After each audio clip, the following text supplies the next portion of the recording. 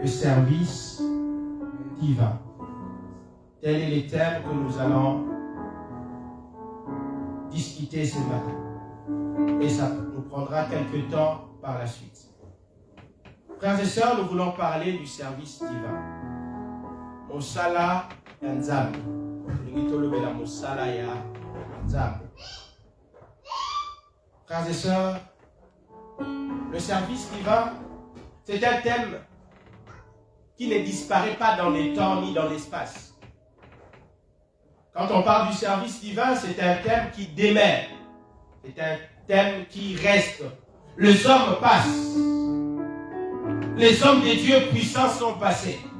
Mais les services divins demeurent. Et même moi, je passerai. Vous passerez. Mais les services divins continuera à demeurer. Et pour ça, nous allons exploiter pendant tout le long de cet enseignement 2 textes bibliques de base. Donc nous aurons 2 textes bibliques de base. Tout ce que je vais dire, après je vais rebondir sur ces 2 textes-là. Pour ça, nous allons lire la Bible. Nous allons ouvrir nos Bibles ou cliquer sur nos Bibles. Parce que de nos jours, on utilise beaucoup de Bibles sur nos téléphones. Le premier livre que nous allons lire, c'est le livre de Exode chapitre 23, le verset 25. Ouvrez vos Bibles, nous allons la lire. Nous allons lire ces versets. Exode chapitre 23, le verset 25. Exode chapitre 23, le verset 25. Je lis au nom de Jésus. Amen. La Bible dit, vous servirez l'Éternel, votre Dieu, et il bénira votre pain et vos eaux, et j'éloignerai la maladie du milieu de toi. Amen. Je ne veux pas expliquer en profondeur, mais nous allons mieux exploiter les thèmes parce que c'est un enseignement. Je vous donne le verset de base pour avoir une idée claire et nous allons évoluer par la suite. Le deuxième verset que nous allons lire, il s'agit du livre de Genèse chapitre 49, le verset 25. Genèse 49, le verset 25. Genèse chapitre 49, le verset 25, je lis au nom de Jésus. Amen. La Bible déclare, c'est l'œuvre du Dieu de ton Père qui t'aidera. C'est l'œuvre du Tout-Puissant qui te bénira. Des bénédictions des cieux en haut, des bénédictions des eaux en bas, des bénédictions des mamelles et du sein maternel. Amen. Amen. Je pense, par ces 2 versets que nous venons de lire, nous pouvons avoir déjà une idée sur la suite. Pour comprendre déjà, alors, la seule question que nous devons nous poser ce matin, pourquoi nous voulons parler du service divin? Est-ce que c'était vraiment urgent? Est-ce que c'est utile? Pourquoi on a choisi de parler sur le service divin? Parce que Tokyo le Bassir n'est pas molli. La bénédiction, on peut parler sur le mariage, on peut parler sur toutes sortes de thèmes. Mais pourquoi choisir spécifiquement ces thèmes? Mes frères et sœurs, ce n'est pas au hasard que Dieu a mis dans mon cœur ces pensées, que Dieu a déposé dans mon cœur ces thèmes. C'est parce que nous voulons, premièrement, vivre les bénédictions de Dieu. Nous cherchons à ce que Dieu nous bénisse. Nous voulons à ce que Dieu puisse nous visiter. Alors, parlons un peu du service divin. Parce que quelquefois, nous cherchons la bénédiction en allant dans la mauvaise direction. Ou en faisant des mauvaises choses qu'il ne fallait pas faire. Dieu en vrai n'est pas méchant. Dieu en vrai, il n'est pas un père qui est trop dur. Non. Mais Dieu aime et fait certaines choses si l'homme aussi pose certains actes. Voilà pourquoi nous voulons parler de ces thèmes. Mais excepté ces raisons, mes frères et sœurs, le désir le plus ardent de mon cœur, c'est de bâtir une église forte. Nous voulons bâtir une église forte. Nous voulons bâtir une église prospère. Et nous voulons bâtir une église stable. Dans laquelle tout le monde sera capable de servir Dieu dans un domaine bien défini. Donc je n'ai pas choisi ces thèmes par hasard. Nous voulons bâtir l'église. Comme vous le savez, nous sommes une jeune église qui bientôt aura 8 mois d'existence. Mais pendant ces 8 mois, nous avons expérimenté beaucoup de choses. Et même pour la suite de cette église, il nous faut encore expérimenter certaines choses. C'est la raison pour laquelle, pour commencer à bâtir une église forte, pour commencer à bâtir une église puissante, nous devons parler de ces choses. Parce que nous voulons que tout le monde soit en activité, que tout le monde bouge. Aux allosans à diplôme à Mouné, aux allosans à diplôme à Moukié, Tolini Moutounio, son église n'a vu soit saléra. Nous ne voulons pas avoir des gens qui chôment, des gens qui ne peuvent pas servir Dieu. Voilà pourquoi nous voulons parler de ces thèmes. Mes frères et sœurs, je voudrais vous rassurer que tout le monde est appelé à servir Dieu. Tout le monde est appelé à servir Dieu. Peu importe votre travail. Parce que de nos jours, il y a certaines choses qui s'apparentent comme des obstacles, mais qui ne le sont pas véritablement. Parce que si nous allons dans la Bible, nous prenons par exemple quelqu'un qu'on appelait Daniel. Daniel servait Dieu dans un pays étranger, comme nous, comme vous et moi. Daniel s'est retrouvé à Babylone, mais Daniel n'était pas un Babylonien. Est-ce qu'il y a des lecteurs de la Bible? Daniel Azalaki Namboka Bapaya, mais il n'était pas de Babylone. C'était un Israélite. Mais qui s'est retrouvé en plus sous l'esclavage, sous la domination. Mais une chose est vraie, c'est que malgré là où il s'est trouvé, Daniel était capable de servir Dieu. Daniel était capable de prier Dieu. Daniel était capable de faire des choses que nul autre ne pouvait faire. Mes frères et sœurs, peu importe le travail, parce qu'aujourd'hui tout le monde dit je travaille, je travaille, je travaille. Vous savez, il y a une narrative que Napolinato, l'Ongonanabitou, Nabiso, l'église Nabiso, nous savons les alaka, obstacles étaient pour lancer l'Anzam. Est-ce que quelqu'un me comprend? Moussala et un obstacle était pour lancer l'Anzam. Moi qui vous parle, peut-être je travaille plus que vous tous, peut-être. J'étais ici le vendredi, je suis rentré chez moi presque à 4 h du matin. Le samedi à 16 h, j'étais là. Vu que l'église avait préparé des choses pour assister notre bien-aimé, j'étais obligé d'aller récupérer d'abord les repas. Venir avec, on a quitté ici presque 19 h. Il fallait ramener encore les bien-aimés qui étaient là vers les domiciles de notre frère. Parce qu'il n'y avait pas assez de voitures.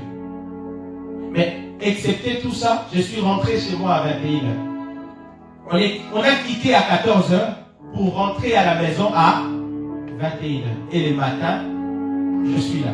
Je modère et je prêche. Cela veut dire qu'il n'y a aucun obstacle. Le travail n'est pas un obstacle. Et moins encore, votre préoccupation ou vos préoccupations journalières. Mes frères et sœurs, peu importe ce que vous faites, cela ne peut pas vous empêcher de servir Dieu. Que vous travaillez dans le bureau, si vous êtes travailleur, je le suis aussi.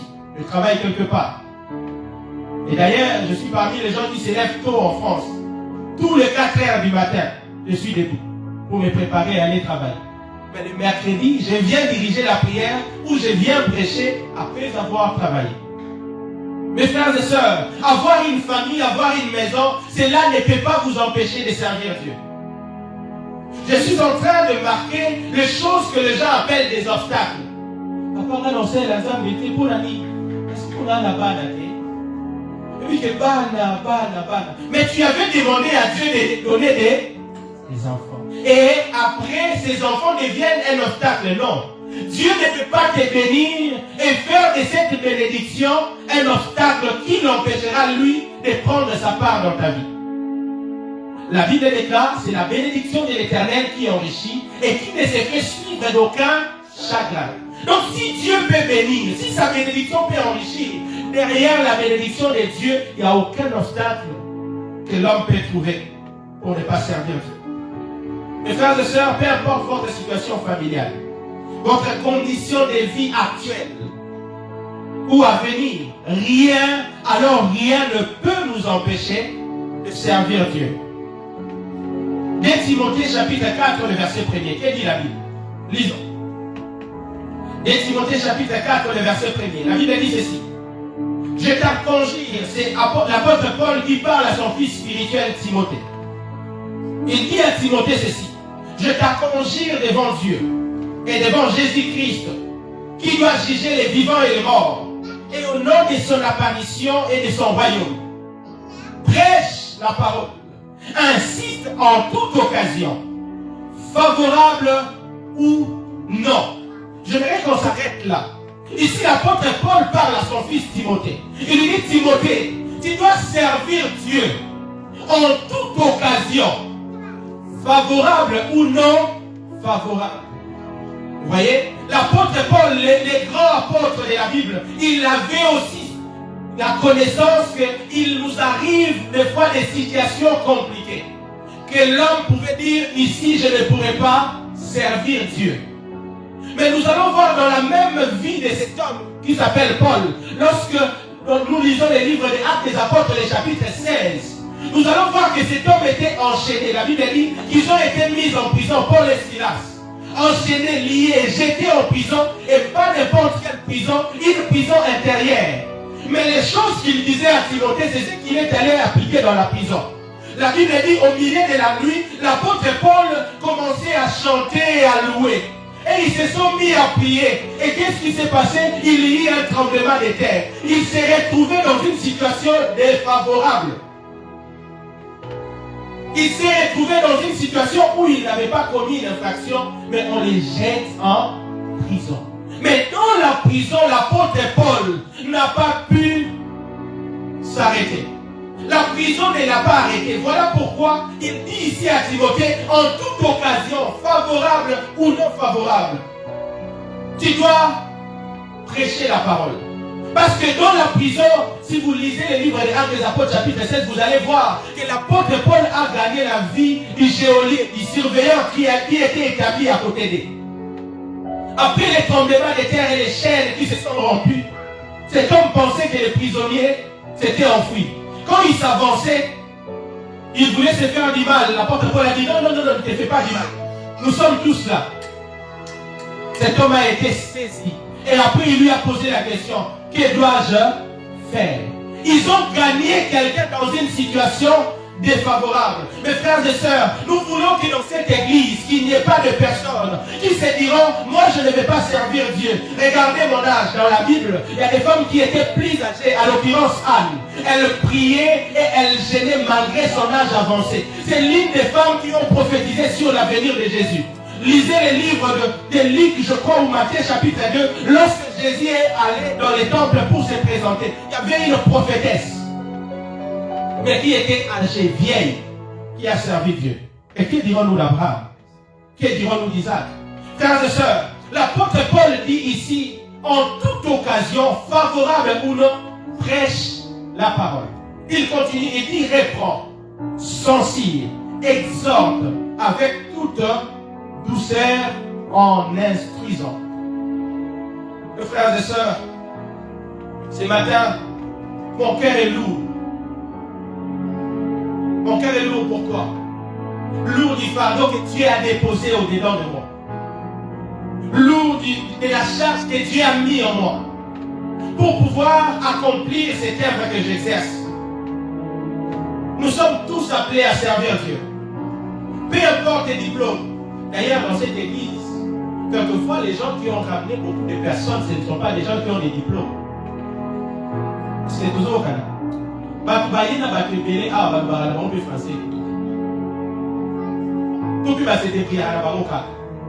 le problème est amis, le problème est que nous devons comprendre et nous devons réaliser que peu importe ce que nous faisons, nous sommes appelés, nous tous, à servir Dieu d'une manière ou d'une autre. Moi qui vous parle, je travaillais avant dans le monde du réseau et télécommunications. J'étais à l'occurrence technicien de la fibre optique. Sur reçu abonnement, installé le fibre, nos connexions, TV, ça, là, ordinateur et tout ça. J'étais parmi ces gens-là. Je travaillais de 8h à 17h. Mais cela ne m'empêchait pas. Il m'arrivait d'entrer dans des maisons des Blancs, un client. Pendant que j'installais la fibre, je pouvais parler de la part de Jésus. Si je trouvais une petite occasion d'annoncer l'évangile, c'était interdit. Mais je savais que le royaume a besoin de s'étendre. J'ai glissé de paroles. À telle enseigne que une femme, elle m'a fait beaucoup de bien. Ma femme était morte. Cette femme-là, j'ai prié pour elle, elle était malade. Une blanche. Elle nous a fait beaucoup de bien. Mes frères et sœurs, j'aimerais dire à quelqu'un que ton travail ne t'empêche pas de servir Dieu. Qu'aucune chose ne nous empêche de servir Dieu. L'apôtre Paul parlant à Timothée, il lui dit, sers Dieu, partout où tu seras. Tu peux servir Dieu dans les foyers, tu peux servir Dieu partout où tu te trouves dans ton travail. Moi, j'évangélise jusqu'à présent. Au travail, quand tu y vas, on appelle les pasteurs. Même mes chefs connaissent maintenant que je sers Dieu. Je ne peux plus me cacher. Je ne peux plus me cacher. Ceux qui étaient ici les samedis, il y a un de mes chefs qui était venu nous assister. Parce que mon frère Rollin travaille aussi dans la même entreprise que moi. Et notre manager, il était là. Il était venu dans la salle. Pourquoi? Il parlait avec moi. Je lui ai dit, je vais au day de Rollin. Il m'a dit, mais comment vous ne m'avez pas informé? Je vais venir avec vous. Il était ici. Frères et sœurs, lisons encore Exode. Exode chapitre 7, le verset 16. Nous avons été délivrés du monde pour servir Dieu. Jésus nous a délivrés pour les servir. Ici, Dieu voulait délivrer un peuple. Dieu voulait libérer le peuple d'Israël, qui était en esclavage sous la domination du Pharaon pendant plusieurs années. Et là, Dieu parle à Moïse. Il envoie Moïse d'aller se présenter devant Pharaon. Qu'est-ce que l'Éternel dit à Moïse? Lisons Exode chapitre 7, le verset 16. La Bible dit ceci. Et tu diras à Pharaon, l'Éternel, le Dieu des Hébreux, m'a envoyé auprès de toi pour te dire. Est-ce qu'on peut dire ensemble? Oui. Alors dit, laissez aller mon peuple afin qu'il me serve dans les déserts. Il dit, laissez aller mon peuple afin qu'il me serve où? Dans les déserts. Il continue. Et voici jusqu'à présent, tu n'as point écouté. Mes frères et sœurs, j'aimerais rassurer à quelqu'un que nous avons été sauvés pour sauver. Nous avons été gagnés par Jésus pour gagner les autres. Nous ne devons pas nous complaire à nous-mêmes en disant, ça suffit, moi j'ai été sauvé, je n'ai plus dans le moussala au salaté. Déjà, dans ma vie qui s'en a évoqué. Non, Dieu nous a sauvés pour servir. Ici, il voulait libérer un peuple de l'esclavage. Mais il dit, je vais libérer ce peuple pour qu'ils me servent. Ce qui est bizarre, c'est l'endroit dans lequel Dieu les demande de les servir. Il dit, laisse aller mon peuple pour qu'il me serve dans les déserts. Vous voyez, Israël n'avait pas de voiture. Les enfants d'Israël à l'époque, ils n'avaient rien du tout. Mais Dieu leur demande d'aller les servir où? Dans les déserts. Peu importe leur situation, c'est là, n'empêchez pas à Dieu de leur demander de les servir. Mes frères et sœurs, ce matin, Dieu m'a envoyé avec cette pensée, nous dire, ici, il n'y a pas des hommes inutiles. Awa batu bazana tina bazaki. Batu nyonso bazana bazana importance. Batu nyonso bazana importance. Mes frères et sœurs, nous avons créé un exode pas maté. Lorsque Dieu provoque l'exode, c'est pour que les gens aillent derrière les servir. Nous avons besoin d'un pays à un autre. C'est pour que derrière, sa gloire se manifeste. Et la meilleure façon de manifester la gloire de Dieu dans nos vies, c'est par le service que nous lui rendons. Chers bien-aimés dans le Seigneur, le service de Dieu, c'est la seule voie qui peut nous rendre utiles pour Dieu. Celui qui sert Dieu devient utile pour Dieu. Tu deviens un centre d'intérêt céleste. C'est-à-dire, personne ne pourra te toucher. Personne ne pourra te faire du mal. Parce que tu es devenu le centre d'intérêt de Dieu. Personne ne pourra t'arrêter parce que tu es devenu le centre d'intérêt de Dieu. Mes frères et sœurs, nous l'avons lu au début. Je vous ai dit, je ne vais pas entrer en profondeur. Parce que si j'ai commencé à donner les détails, vous allez tout comprendre. Je vais garder un peu de mystère pour moi. Les 2 livres que nous avons lus. C'est lui qui fait devenir important pour Dieu. Il doit devenir aussi serviteur. Vous voulez devenir important? Devenez des serviteurs. Vous verrez. Et ça, je ne vous dis pas des choses que j'ai ramassées en route. Non. Moi, j'ai grandi dans l'église. J'ai vécu dans l'église. Un jour, remorque. Un camion remorque a déjà roulé sur ses pieds. Sur mes orteils, là, que vous voyez. J'étais sur une moto. Les camions remorques a roulé dessus. J'ai dit aux gens qui étaient avec moi, c'est fini, j'ai perdu mes orteils. Je vais m'arrêter pour voir qu'est-ce qui s'est passé. Je m'arrête parce que j'avais très mal. Je pose la moto à côté. J'enlève les chaussures pour regarder. Mes orteils étaient intacts. Et là, l'Esprit de Dieu me dit, je peux rendre fort et dire les os de ceux qui me servent. Après, ils ont mis coup à ma case. Aucun comprend. Mais coup est comme à ma case. Aux accident, la place aussi comme à l'objet. Vu qu'il y a un intérêt dedans, je peux rendre dire ces os. Pour ne pas l'empêcher de bien me servir. Frères et sœurs, nous voulons avoir une église où il n'y a pas de spectateurs. Que tout le monde devienne des acteurs. Quand tu regardes cette église, qu'est-ce que tu vois? C'est dans l'église la mission, ni au monde. Dans l'église, qu'est-ce que tu vois? Nous sommes amis. Nous sommes qui déjà? Il y a des choses qui manquent. Hein? Vous voulez que je fasse des appels d'efforts, donner 1000, donner 10 000. Mais tout de suite après, vous allez me publier sur TikTok. Assez ni biso bongo bongo kuna. Église voilà sur ok kaka bongo.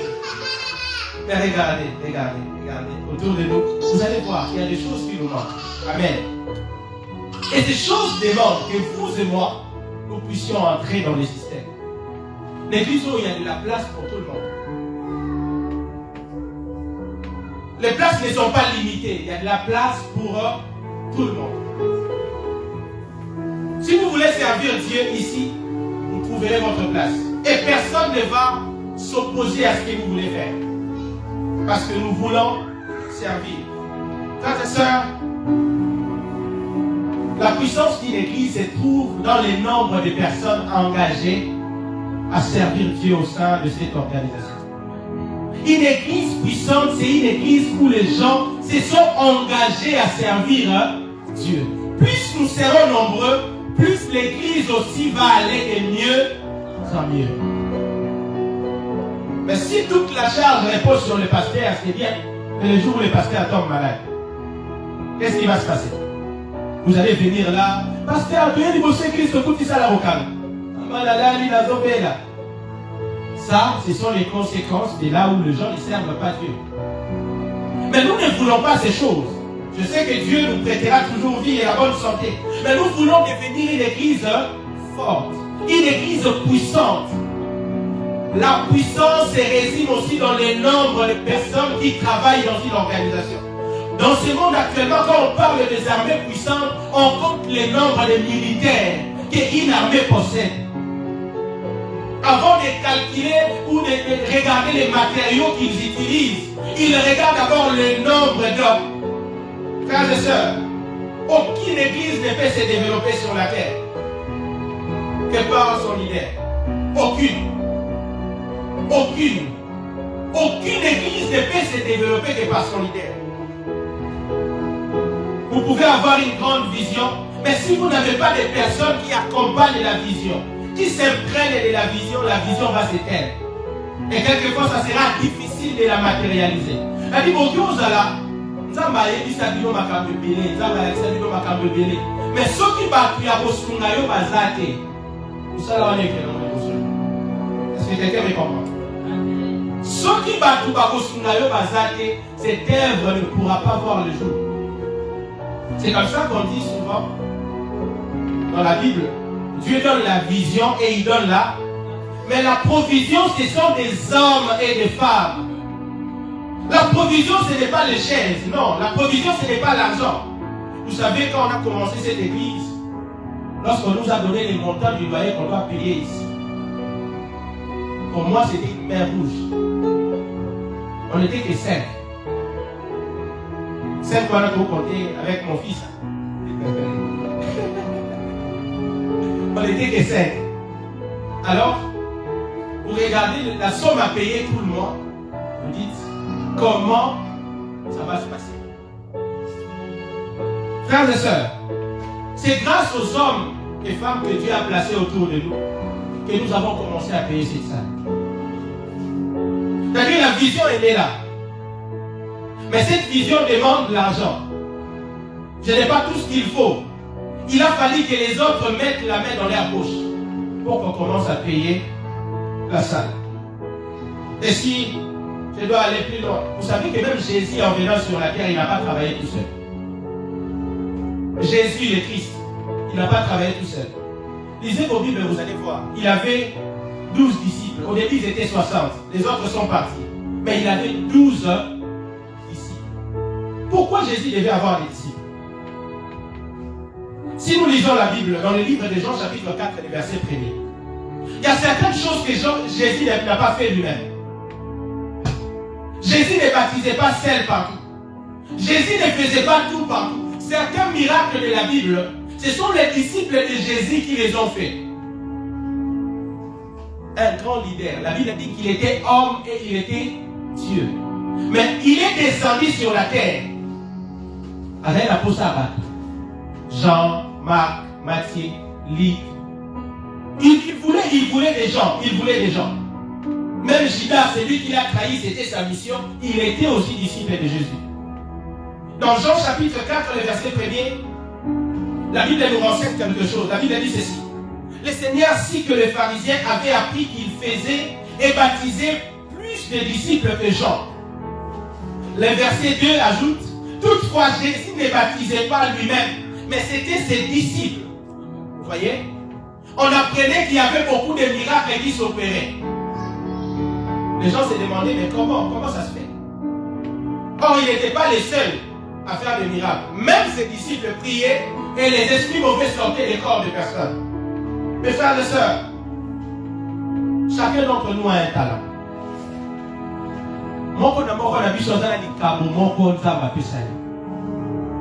Est-ce que tu peux mettre ce que Dieu t'a donné au profit de cette église? Est-ce que nous pouvons donner ce que Dieu a mis en nous? L'ikabo au profit de cette église. Est-ce qu'on peut le faire? Est-ce qu'on peut le faire? Rassurons-nous que Dieu nous a doté des capacités naturelles et surnaturelles. Et ça, lui n'a rien reçu. Non. Certains ont reçu 10 talents. Certains ont reçu un seul talent. Les autres ont reçu 3 talents. Les autres en ont reçu que 2. Et même 1. Mais tout ça, c'est ce qui fait l'harmonie pour que l'église, corps du Christ, puisse avancer. C'est comme ça que l'apôtre Paul parle. Certains sont apôtres. Certains sont évangélistes. Certains sont docteurs. Nous n'avons pas tous le même ministère. Nous n'avons pas reçu les mêmes capacités. Mais ceux qui nous sangani, nous pouvons aller très loin.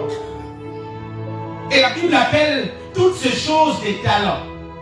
La Bible parle des talents. Certains ont reçu 1, 2, 3, 4. Ce sont des capacités que Dieu a mis dans l'homme pour que l'homme soit capable de le servir. Avant d'aller plus loin, j'aimerais vous poser une question. Entre nous, les absents ne vont pas le savoir. Entre nous, qui aime Dieu? Si vous aimez Dieu, tout le monde dit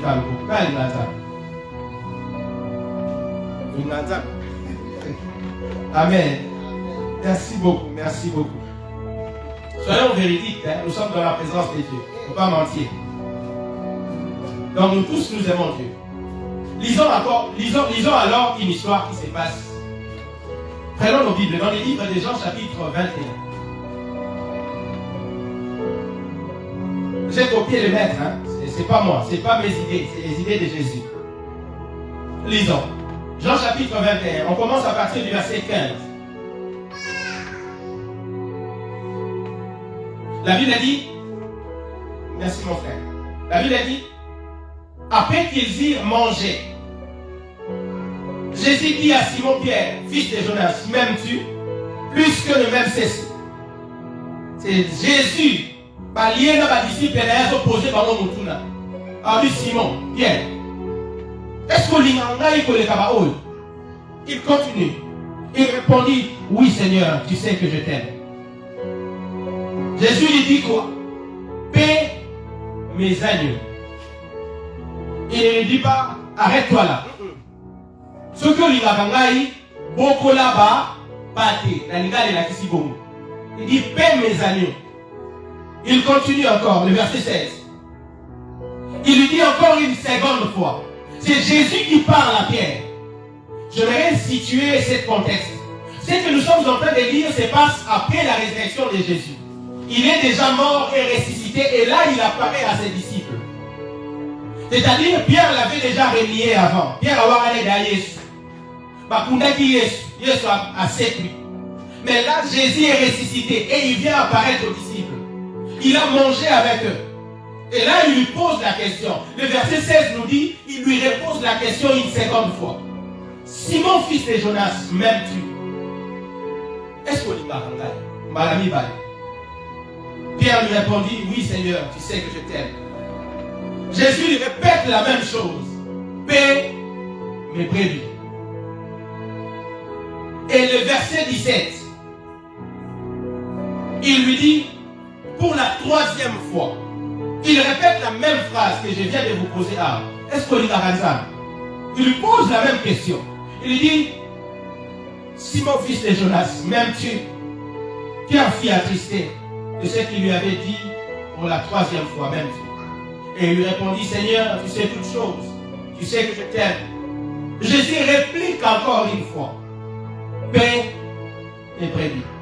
C'est-à-dire, si tu m'aimes réellement, serre-moi. Simon, tu m'aimes. Au lieu qu'on lui a un aïe, ça n'est la paix.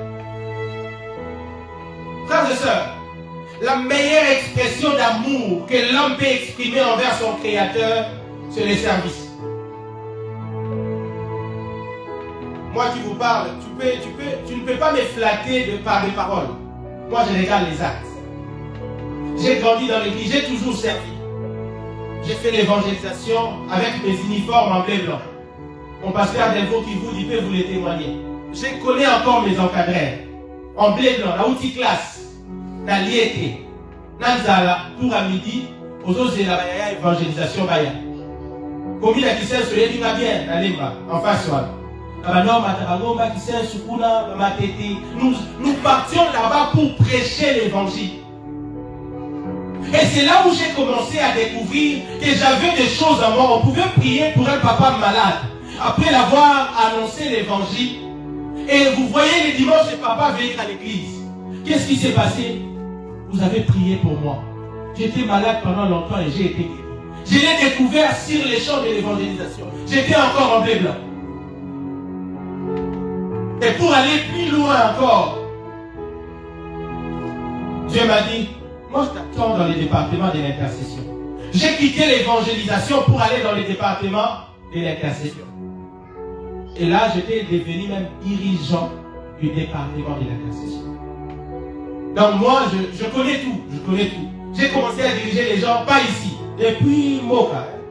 Dans un Moka quand même. Je ne suis pas français. Depuis là-bas, j'ai servi Dieu. Ceux qui me connaissent le savent. Donc quand quelqu'un me dit, j'aime Dieu. Moi j'aime trop. Vous savez, les gens de ce monde disent, l'amour n'existe pas. Il n'existe que de preuves d'amour. Nous tous allons mais ceux qui misent ça là, ils ont la kisate, ils ont la kisate c'est que nous il veut juste avoir quelque chose et partir. Mais il ne t'aime pas réellement. Ici, Jésus pose 3 fois la question à Pierre. Pierre, est-ce que tu m'aimes? C'est la question que Dieu nous pose ce matin. Est-ce que nous l'aimons vraiment? Vous savez, par la suite, je vais nous démontrer qu'il y a différentes façons de servir Dieu. Dans la logique de l'Église, nous ne voulons pas avoir des gens qui ne servent pas Dieu. C'est parce qu'il y a plusieurs manières de servir Dieu. Vu que c'est un enseignement, je n'aimerais pas tout vous donner aujourd'hui. Je vais vous donner des choses d'une manière ordonnée. Amen. Ici, en lisant l'histoire de Pierre avec son maître Jésus, nous découvrons une première condition à remplir pour servir Dieu. La première condition à remplir pour servir Dieu, ça s'appelle l'amour pour Dieu. Muto alingaka asalina. Demandez aux mariés, ils vous diront. Tu ne peux pas dire à ta femme, je t'aime, je t'aime, je t'aime, si jamais tu ne le sers pas. Frères et sœurs, le vrai amour se traduit par les services rendus et non par des paroles. Est-ce que nous aimons réellement Dieu? Tout le monde avait levé sa main. Est-ce que tu aimes vraiment Dieu? Qu'est-ce que nous faisons pour Dieu? J'ai démontré ici tantôt que les temps, c'est l'homme qui les crée. Ce n'est pas quelqu'un qui va te créer ou Dieu va te créer du temps. Non. Daniel priait 3 fois. 3 fois. Mais il était travailleur. Il priait 3 fois. Moïse, le jour où Dieu lui est apparu, pour lui dire, va libérer mon peuple, il était en train de travailler. Il était berger dans le pays des Madians. C'est là où Dieu est allé les suivre. Frères et sœurs, le travail ne peut pas nous empêcher de servir Dieu. Mais est-ce que tu es amoureux de Dieu? La première condition pour mieux servir Dieu, c'est être son amoureux. Il est sur tout la pierre. Pierre, est-ce qu'on lit la kangaï? Est-ce que la pierre bazar à tomber? Nous avons tout la question. Est-ce que tu lis la kangaï? Si réellement on l'aime, on essaie. La première condition à remplir, c'est la condition sine qua non pour pouvoir servir Dieu. Si on n'est pas capable de le servir, c'est-à-dire on ne l'aime pas. On peut tout dire. Je connais des gens dans cette église, pour ne pas vous citer des noms, parce que moi je ne cite jamais des noms. Ces personnes, quand je les ai croisées ou on les a rencontrées, elles n'avaient rien du tout. En m'appelant, papa, regarde ma vie, regarde ci, regarde ça. On a commencé à prier. Elles ont pris des décisions. Moi, je donnerai juste 10 euros pour le loyer. Tout le mois. Et celui qui donne 10 euros, ce n'est pas quelqu'un qui a des papiers. Non. Ce n'est pas quelqu'un qui travaille. Non. C'est quelqu'un qui est sans papier. Et ce qui est bizarre, quand elle m'appelait, papa, j'ai mon loyer, c'est moi qui allais chercher l'argent chez elle. Comme ça, tu diras, pour la vie de liberté, on a la bonne église. C'est ça est délai pour nous. 10 euros. C'est beaucoup. Pourquoi? Je mérite de dire, maman, ce que vous faites, ça a de la valeur devant vous. Parce qu'il y a plusieurs qui ont beaucoup, ils ne donnent fait 0. Mais vous qui n'avez rien, vous donnez combien? 10. Un jour, Jésus regardait les gens qui déposaient l'argent dans les paniers, dans la synagogue. Il avait beaucoup de personnes données. Mais il y avait une pauvre veuve que la Bible appelle comme ça. Cette femme est venue donner quelques pièces d'argent.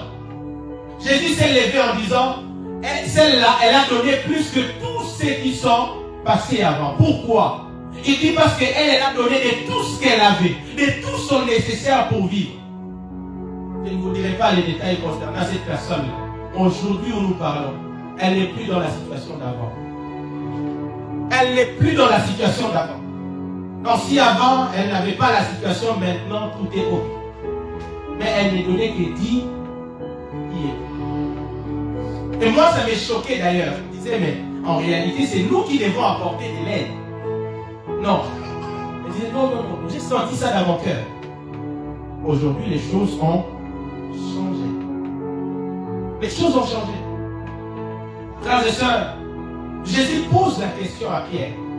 Même Dieu. Or, Jésus voulait se rassurer d'une chose. Pierre avait beaucoup de promesses dans sa vie. Est-ce que vous le savez? Pierre, l'apôtre Pierre, avait beaucoup de promesses dans sa vie. Dans le livre de Matthieu, chapitre 18, le verset 18. Jésus parlant à Pierre, il dit, je t'ai dit, tu es Pierre. Et que sur cette pierre, je bâtirai mon église. Et que les portes du séjour de mort ne prévaudront point contre elle.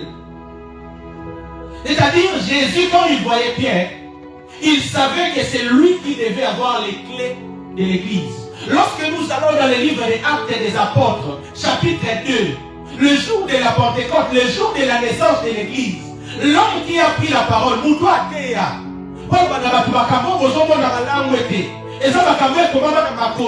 et ça par apôtre Pierre. L'apôtre Pierre avait les clés de l'église. L'église ne pouvait pas commencer sans Pierre. Mais Jésus voulait se rassurer. Est-ce que Pierre est amoureux? Est-ce que Pierre aime vraiment Dieu? Maman, papa, n'a-t-on de l'eau de l'air service il va ça. Et en conséquence, toutes les promesses que Dieu a déclarées sur toi, certaines promesses, vous savez, se déclenchent automatiquement. Rien que par le fait que vous servez Dieu. Je vais vous donner des exemples concrets. J'aime ça. Pour ceux qui écrivent, vous pouvez écrire ça. Le service divin est souvent la clé de déclenchement des miracles dans la vie des hommes. Le service divin est souvent la clé de déclenchement des miracles dans la vie des hommes. Et de l'accomplissement de certaines promesses de Dieu. Vous savez, il nous arrive de prophétiser pour plusieurs personnes. Quand Dieu nous montre des choses, nous parlons. Je connaissais quelqu'un dans cette ville qui a beaucoup souffert et qui ne servait pas Dieu. Du reste, il ne voulait même pas aller à l'église. Mais quand j'ai commencé à les côtoyer, la seule chose que Dieu mettait dans mon cœur, je me battais. Je lui disais, il refusait tout le temps. Et un jour, enfin, il a été convaincu de venir quand même regarder comment les choses se passent à l'église. Il est venu. On a commencé à prier. Je lui ai dit, ne t'arrête pas ici. Pas un peu plus loin. Que demande ici, commence à servir Dieu. Quand cet homme s'est mis à servir Dieu, la vie de quelqu'un qui a fait plus de 10 ans, sans situation, Dieu l'a changé. Dieu là, il suffisait de peu seulement, de quelque chose. Mes frères et sœurs, certains exaucements de nos prières ne se matérialisent que quand on va bosser l'ensemble. Et puis comme ça, l'ensemble est à vos solo. Parce qu'aujourd'hui, il y a plusieurs qui servent Dieu, mais pas dans la vérité. C'est lui qui sert Dieu avec son cœur. C'est lui qui sert Dieu dans la vérité, dans la sincérité. Il ne manquera pas de pouvoir bouger les ciels. Cet homme a bougé les ciels. C'est qui connaissait sa situation d'avant. Dès qu'il est entré, quand bien même il est sorti très vite, sans que Dieu ne termine les processus. Mais ce n'est plus la même personne. Dieu lui a donné ce qu'il voulait, ce qu'il désirait. Mais la clé c'était quoi? Pendant que ça est là, vous me servirez et moi je vous. Exode chapitre 25, le verset 23. Non, chapitre 23, le verset 25. Vous me servirez et moi je vous. C'est la seule préoccupation, travaille seulement. Et moi-même, pour que cette église commence, Dieu me disait une chose. Il me disait, ouvre-moi simplement la porte de ta maison. Dieu pouvait nous donner une salle avant de tomber à l'église. Ouvre-moi la porte de ta maison. Or, oui, vie à porter des arrêts. Parce qu'il y a certaines personnes qui sont mal intentionnées.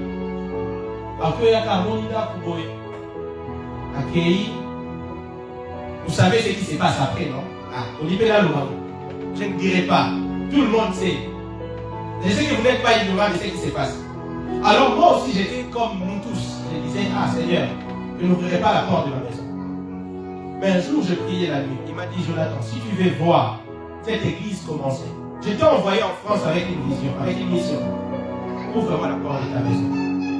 Et vu que je suis marié, j'ai cherché ma femme, je lui ai dit, regarde, je priais, Dieu m'a dit, t'offres la porte à table.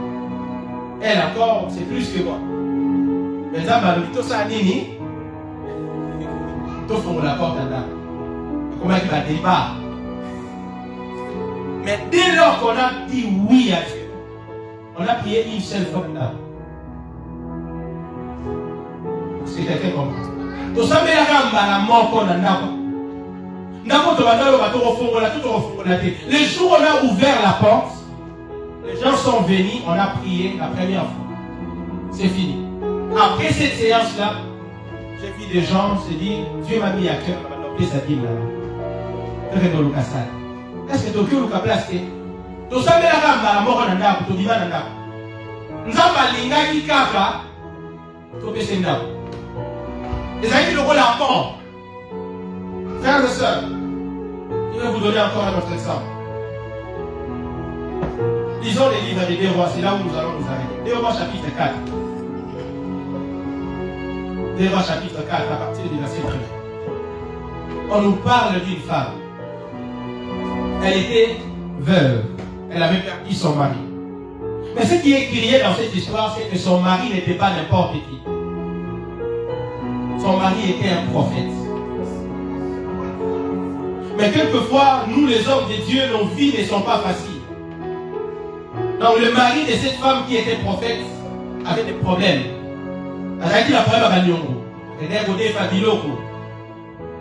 Elle a emprunté de l'argent. Lisons. 2 Rois chapitre 4 à partir du verset 1er. Une femme d'entre les femmes des fils des prophètes. La Bible décrit le bien son identité. Cria à Élisée en disant, ton serviteur, mon mari, est mort. Et tu sais que ton serviteur craignait l'Éternel.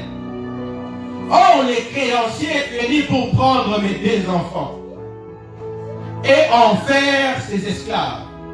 Élisée lui dit, que puis-je faire pour toi? Dis-moi, qu'as-tu à la maison?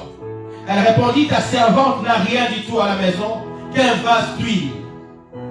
Et il dit, va demander au dehors des vases chez tes voisins, des vases vides, et ne demande pas un petit nom.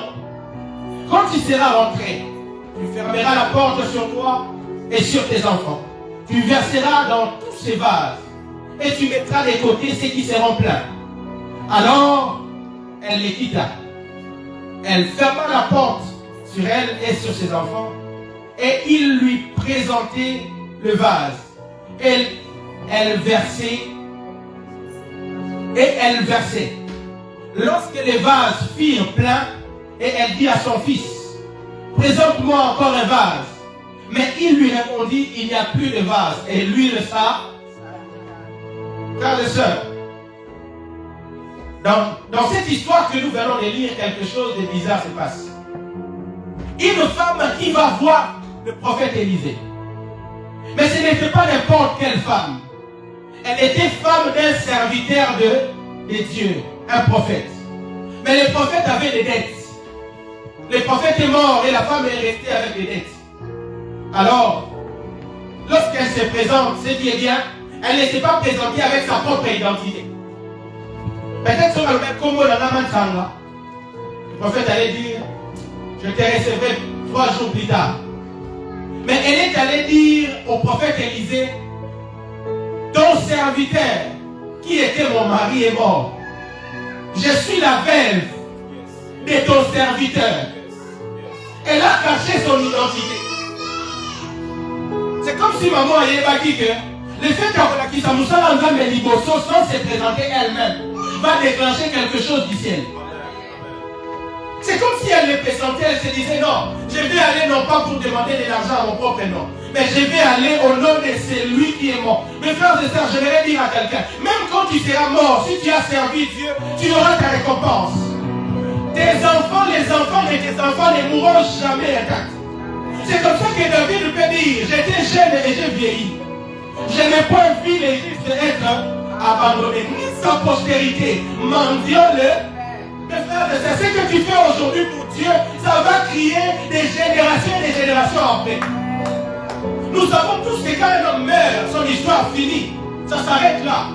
Comment se fait-il un prophète est décédé, mais sa femme va réclamer quelque chose à celui qui était considéré comme leur représentant, en disant, je ne suis pas venu au nom de Jonathan, je suis venu au nom de celui qui est décédé. Vous pouvez lui dire, il est déjà parti, l'histoire est finie. Non, non, non, non, non, non. Les miracles s'est déclenché au nom de quelqu'un qui était déjà mort. J'aimerais dire à quelqu'un, ce que nous faisons pour Dieu, si tu prends l'engagement de servir Dieu ce matin, Dieu va se souvenir de toi. Et cela peut avoir des résonances. Papa, vous faites une ne pas dans la tête au bénéficier de Moussala Tata Salagini. Est-ce que nous pouvons nous lever et prier?